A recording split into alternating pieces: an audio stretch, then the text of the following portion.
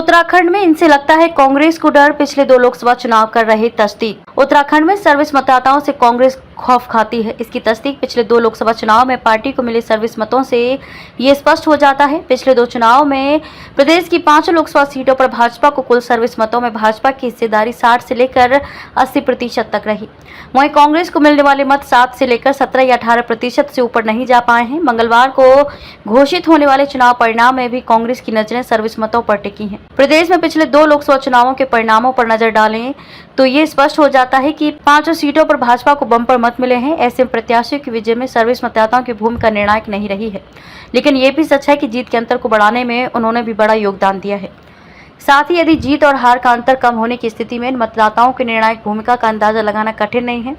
यही कारण है कि एग्जिट पोल से इतर चुनाव परिणाम रहने और कड़ा मुकाबला होने की स्थिति में राजनीतिक दलों की नजरें सर्विस मतों पर भी गड़ी हुई हैं। प्रदेश में इस बार कुल सर्विस मतदाता 93,187 हैं। इनमें से अभी तक 52,053 मत रिटर्निंग अधिकारियों को प्राप्त हो चुके हैं। ये कुल सर्विस मतदाताओं का 55% 85% है। मंगलवार सुबह तक मिलने वाले सर्विस मतों को गणना में सम्मिलित किया जाएगा। लोकसभा चुनाव के पहले चरण में यानी कि 19 अप्रैल को उत्तराखंड में 5 सीटों के लिए मतदान हुआ था।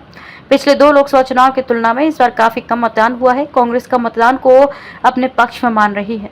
पार्टी को उम्मीद है कि मुकाबला काफी कड़ा होगा। इसी कारण पार्टी सर्विस मतदाताओं को लेकर गंभीर है। प्रदेश कांग्रेस अध्यक्ष करण माहरा ने मतगणना केंद्रों पर तैनात पार्टी कार्यकर्ताओं को सर्विस मतों पर विशेष नजर रखने को कहा है।